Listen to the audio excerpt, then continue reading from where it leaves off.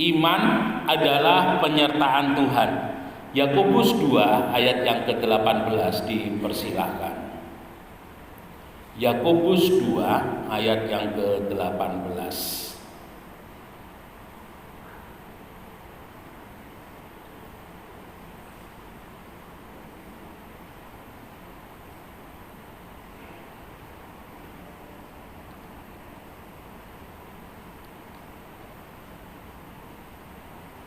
Yakobus 2 ayat 18. Tetapi mungkin ada orang berkata, padamu ada iman dan padaku ada perbuatan. Aku akan menjawab dia, tunjukkanlah kepadaku imanmu itu tanpa perbuatan, dan aku akan menunjukkan kepadamu imanku dari perbuatan-perbuatanku. Ya, terima kasih. Bapak Ibu yang dikasihi oleh Tuhan, seperti tema kita bahwa iman itu adalah penyertaan Tuhan. Artinya apa? Artinya ketika kita sebagai orang yang percaya kepada Tuhan, beriman kepada Tuhan, maka penyertaan Tuhan itu nyata di dalam kehidupan kita. Ya. Nah, saudara yang dikasihi oleh Tuhan, kalau sejenak kita mau melihat perjalanan daripada bangsa Israel keluar dari Mesir ke tanah perjanjian, semua bangsa Israel sama, mereka melihat adanya pimpinan Tuhan melalui tiang awan dan tiang api. Ya, seperti yang dituliskan oleh firman Tuhan bahwa Tuhan akan menyertai lewat bukti yang bisa dilihat oleh mata jasmani, yaitu tiang awan di siang hari dan tiang api di malam hari. Tetapi yang menjadi sebuah hal yang perlu kita garis bawahi, bahwa ternyata kehadiran Tuhan lewat tiang api dan tiang awan itu tidak diimani sepenuhnya oleh bangsa Israel. Jadi kalau boleh dikatakan bangsa Israel sebagian besar melihat tiang awan dan tiang api itu secara mata jasmaninya, ya, secara fisiknya mereka melihat, tetapi mereka tidak mengimani, tidak mempercayai bahwa ada Allah yang menyertai di dalam kehidupan mereka. Dan kita bisa lihat bukti nyata dalam perbuatan bangsa Israel bahwa mereka tidak mempunyai iman kepada Allah. Setiap kali mereka menghadapi masalah, setiap kali mereka menghadapi persoalan, selalu mereka katakan, Musa bawa kami kembali ke Mesir. Ya, jelas di sini bangsa Israel tidak mempunyai iman, kecuali Kaleb, Yusak dan Musa dan sebagian kecil daripada bangsa Israel yang mempunyai iman kepada Tuhan. Dan ini juga kalau boleh saya katakan dengan jujur, ada sebagian orang percaya mengalami hal yang demikian. Ya, mereka terima firman, mereka dengar firman, mereka punya Alkitab, tapi mereka tidak mempunyai iman terhadap apa yang ada di dalam Alkitab itu sebagai janjinya Tuhan. Pada minggu yang lalu kita sama-sama sudah belajar bagaimana kehidupan kita sebagai orang percaya itu hidup bukan karena melihat, tetapi hidup oleh karena percaya, hidup oleh karena beriman kepada Tuhan Yesus dan janji-janjinya. Nah, saudara yang dikasihi oleh Tuhan, dengan jelas firman Tuhan mengatakan bahwa ketika dalam kehidupan kita orang percaya itu tidak mempunyai iman, itu sama halnya kita tidak mempunyai apa-apa daripada Tuhan. Kita tidak mempunyai kekuatan apa-apa yang bisa kita dapatkan dari Tuhan untuk menolong dalam kehidupan kita. Ya. Dan itu satu hal yang sangat berbahaya sekali. Mengapa ada banyak orang, ada sebagian orang percaya mereka meninggalkan Tuhan? Tidak hanya orang percaya tetapi juga hamba Tuhan, mereka bisa meninggalkan Tuhan. Karena apa? Karena mereka tidak mempunyai iman. Ya. Iman mereka bukan iman karena percaya kepada Tuhan, tetapi karena melihat hal-hal yang secara lahir, melihat hal-hal yang bersifat materi, hal-hal yang kalau boleh saya katakan bukan merupakan tujuan utama dari kehidupan kita. Saudara yang dikasihi oleh Tuhan Yesus, mendapatkan Tuhan Yesus itu sama halnya mendapatkan jaminan hidup kekal di dunia maupun kehidupan yang akan datang di surga. Itu saudara pahami dengan baik-baik, pegang dengan baik-baik. Ketika dalam kehidupan kita belum menerima Tuhan Yesus secara pribadi, artinya yang kita dapatkan itu tidak mempunyai nilai yang kekal. Suatu saat, suatu waktu dia bisa habis, suatu saat, suatu waktu dia bisa meninggalkan. Tetapi ketika kita bersama-sama dengan Tuhan, mempercaya kepada Tuhan dan berjalan terus bersama dengan Tuhan, orang benar, ketika dia mati, ketika anaknya mati, cucunya, ya, itu semuanya diberkati oleh Tuhan. Artinya apa? Artinya berkatnya itu mempunyai nilai yang kekal. Tidak ada habis, tidak ada limit, tidak ada batasnya ketika di dalam kehidupan kita mempunyai iman yang sungguh kepada Tuhan.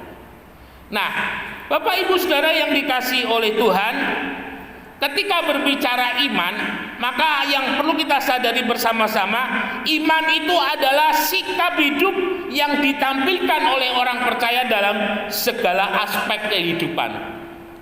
Maaf, iman itu tidak omong doang. Iman itu tidak hanya diucapkan di kata-kata, tetapi iman itu adalah sebuah kehidupan yang nyata, yang ada di dalam kehidupan kita sehari-hari, dalam perbuatan kita sehari-hari. Orang percaya ketika dia beriman, dia tidak hanya beriman untuk pekerjaannya, tetapi dia juga beriman untuk kehidupannya yang berkenan kepada Tuhan. Dia juga beriman untuk anak-anaknya, dia juga beriman dalam segala hal. Ingat Roma 8:28, Allah turut bekerja dalam segala hal untuk mendatangkan kebaikan bagi mereka yang mengasihi Dia. Dengan kata lain, ketika dalam kehidupan kita sebagai orang percaya kita mempunyai iman, maka dalam segala hal yang ada dalam hidup ini Allah turut bekerja, dan yang pasti kebaikan itu yang akan ada di dalam kehidupan kita. Saudara, seringkali dalam kehidupan kita ketakutan lebih besar daripada iman kita. Kekhawatiran lebih besar daripada iman kita. Ya. Itu sesuatu hal yang sangat ditentang oleh Tuhan. Kita ingat ketika murid-murid bersama-sama dengan Tuhan, bersama-sama dengan Tuhan garis bawahi, dan ketika mereka menghadapi badai, ya, apa yang Tuhan katakan ketika murid-murid membangunkan Tuhan dan perahu mereka hampir tenggelam? Mengapa kamu takut, hei kamu yang kurang percaya? Hei kamu yang tidak percaya, mengapa kamu takut? Jadi artinya, ketika kita mempunyai iman kepada Tuhan tidak utuh, maka celah-celah yang ada itu akan membawa hidup kita dalam kekhawatiran, akan membawa kehidupan kita dalam ketakutan. Saudara-saudara yang dikasihi oleh Tuhan, dan ketika orang itu takut, ketika orang itu khawatir, maka pasti tindakannya adalah tindakan yang keluar dari firman Tuhan. Konyol tindakannya, ya.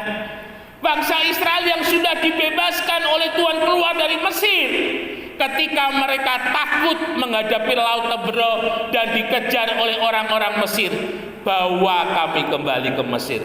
Sudah dibebaskan dari budak, sudah dibebaskan dari penjara, minta masuk penjara lagi. Ini sesuatu hal yang konyol sekali. Kita tidak mau seperti itu, ya. Lalu kemudian yang kedua, iman itu mempengaruhi dalam segala aspek kehidupan kita. Ketika saudara beriman, maka iman percaya kepada Tuhan itu akan mempengaruhi di dalam pekerjaan kita. Karena kita beriman, pekerjaan kita Allah turut bekerja, dan ketika Allah turut bekerja, maka kebaikan itu yang akan terjadi dalam kehidupan kita. Seperti yang pernah saya saksikan beberapa waktu yang lalu, ketika waktu itu tanggal 25 Desember tahun 2019 juga tidak salah. Jadi sebelum pandemi, saya tugas pelayanan 25 Desember itu ada di Tuban, ya. Lalu kemudian kalau tidak salah hari Sabtunya itu hari Jumat, hari Sabtu hari Jumatnya itu pelayanan GPPS Sulawesi Selatan di mana di Toraja waktu itu, di Pangli. Dan puji Tuhan saya ingat betul waktu itu yang datang sangat banyak sekali ya. Lalu kemudian saya hari Minggunya harus ke Bandung. Nah, ketika saya ada sebelum berangkat ke Toraja, saya memang sudah pesan tiket dari ini karena diberitahu ada pesawat dari Palopo ke Makassar, lalu Makassar ke Halim Perdana Kusuma, Halim Perdana Kusuma ke Bandung. Jadi satu hari itu saya ganti pesawat 3 kali, saudara. Nah, ketika ada di Palopo menunggu penerbangan ke Makassar, hujan deras. Beberapa kali di-delay, saya melihat jam di tangan saya itu semakin hari waktunya semakin dekat. Penerbangannya nggak jauh sih dari Palopo ke Makassar, kurang lebih 45 menit. Dan waktu itu jadwal saya dari Makassar ke Jakarta ke Halim itu kalau tidak salah sekitar jam 1-an atau setengah 2 itu nggak salah ya. Tapi pesawat tidak berangkat sampai kira-kira jam 1 ya. Pesawat dari Palopo ke Makassar berangkat. Artinya itu sesuatu hal yang mustahil. Berangkat setengah 2 dari Makassar, jam 1 saya baru berangkat dari Palopo. Dan ulang kali saya menghubungi pihak waktu itu Lion Air, dan oleh Lion Air dibilang, Pak, sepertinya tiket Bapak untuk Makassar ke Halim Perdana Kusuma ke Jakarta hangus ya. Saya bilang oke lah, enggak apa-apa. Dan puji Tuhan pada waktu itu karena setiap pelayanan saya nggak mau terima persembahan karena saya selalu percaya Tuhan akan tolong saya. Uang saya sepertinya tidak cukup kalau saya harus beli tiket pulang.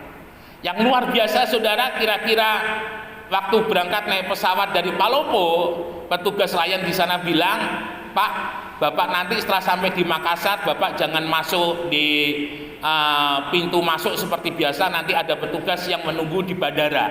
Jadi betul ketika saya sampai di Makassar, saya ditunggu oleh petugas Lion Air yang ada di bandara, dijemput pakai mobilnya bagus ya.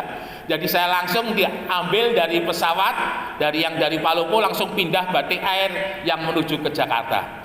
Dan saya lihat penumpang yang di pesawat itu sudah menunggu hampir 1 jam. Saudara, saya ketika ada di sana saya melihat penyertaan Tuhan yang luar biasa. Mengapa? Saya bukan presiden, saya bukan menteri yang bisa mengcancel pemberangkatan sebuah pesawat. Tapi waktu itu atas seizin daripada Tuhan, pesawat itu bisa delay lebih daripada 45 menit, hampir 1 jam. Ya. Dan saya berkata, ini oleh kemurahan Tuhan. Jadi ketika Tuhan campur tangan, apa yang tidak mungkin, apa yang mustahil itu bisa terjadi. Dan akhirnya saya terbang dari Makassar sampai di Halim, lalu kemudian di Halim baru ke Bandung. Lalu kemudian hari Minggu, Senin, berapa hari saya pelayanan di Bandung, lalu kemudian balik di Tuban. Itu ketika kita mempunyai iman, penyertaan Tuhan itu luar biasa.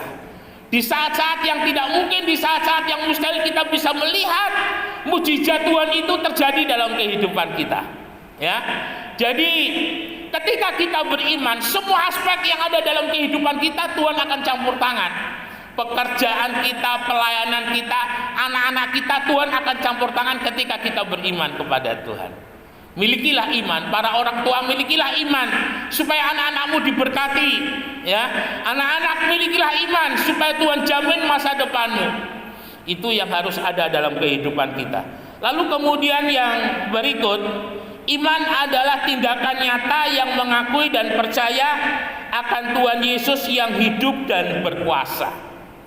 Jadi ketika kita beriman, kita percaya kepada Tuhan Yesus itu dengan sungguh-sungguh, ya.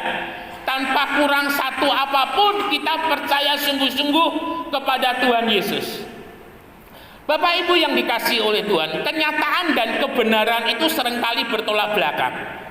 Kenyataan itu seringkali membuat dalam kehidupan kita khawatir, membuat kehidupan kita takut, membuat kita hidup cemas.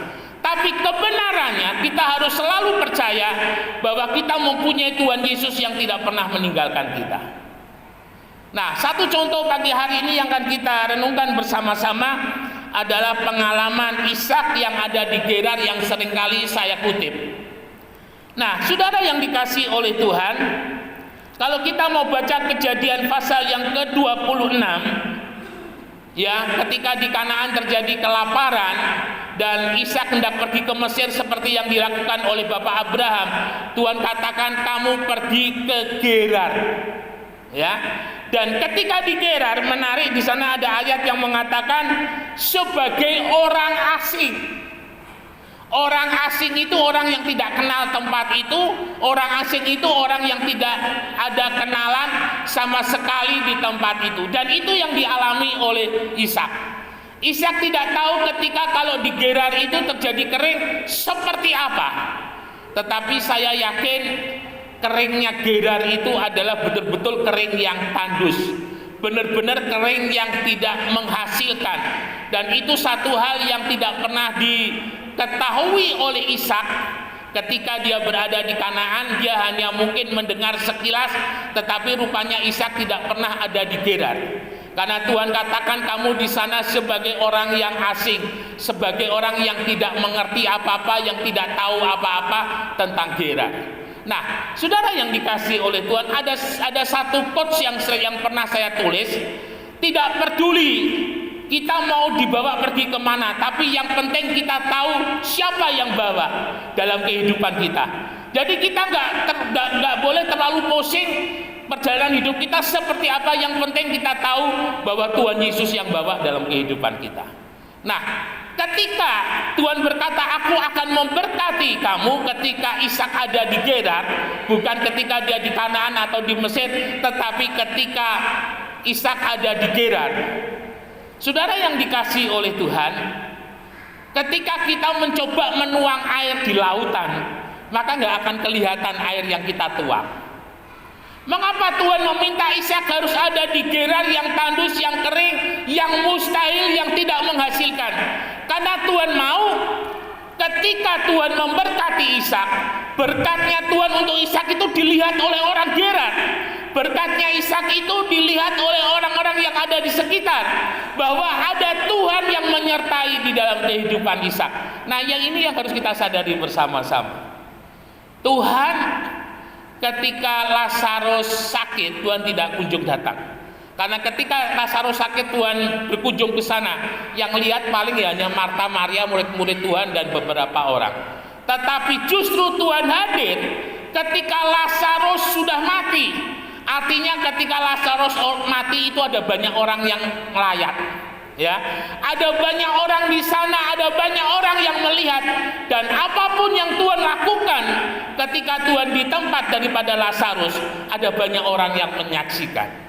Dan yang pasti ketika yang ajaib Tuhan nyatakan, maka nama Tuhan itu dipermuliakan. Nah, Bapak Ibu Saudara sekalian yang dikasihi oleh Tuhan, Ishak ketika di Gerar, dia modalnya adalah percaya. Dia modalnya hanya beriman kepada Tuhan. Yang pasti tadi di atas saya katakan, ketika kita beriman, maka ada penyertaan Tuhan di sana. Dan ketika ada penyertaan Tuhan di sana, maka Allah turut bekerja. Buktinya apa?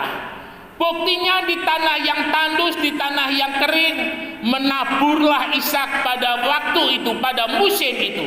Artinya menegaskan bahwa Ishak itu menabur di musim yang panas. Bapak Ibu yang dikasihi oleh Tuhan, yang namanya berkat Tuhan itu adalah anugerah, adalah kasih karunia.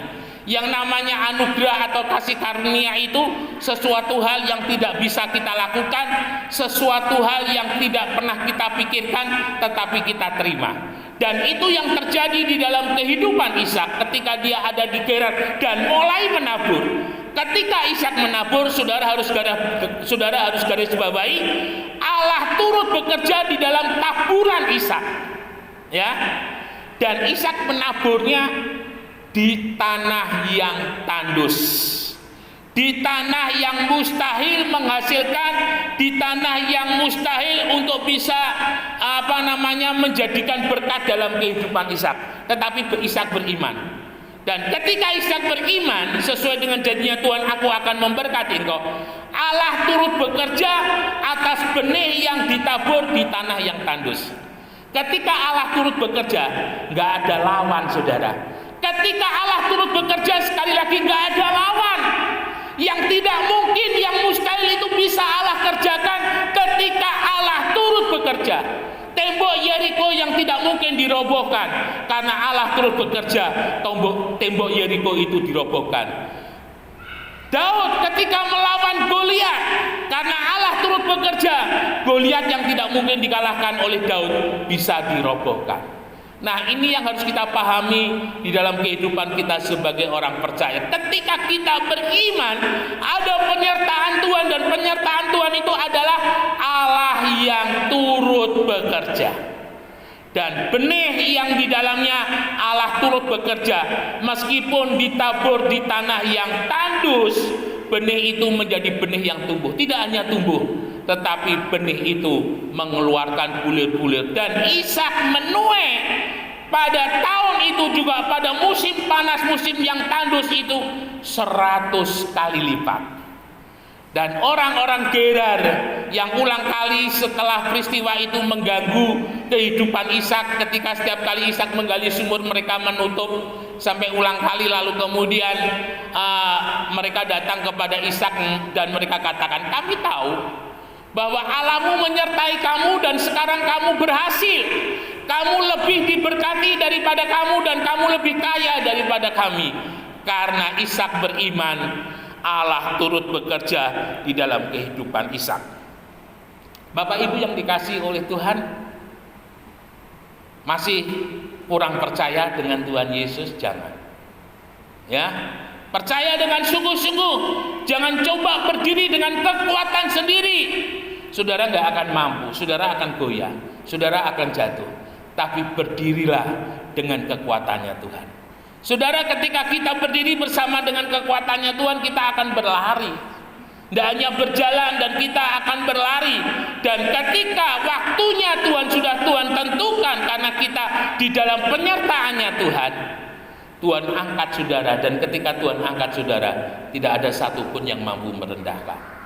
Ketika Tuhan sudah membukakan tingkap-tingkap langit memberkati saudara, tidak ada satupun yang dapat menutupnya.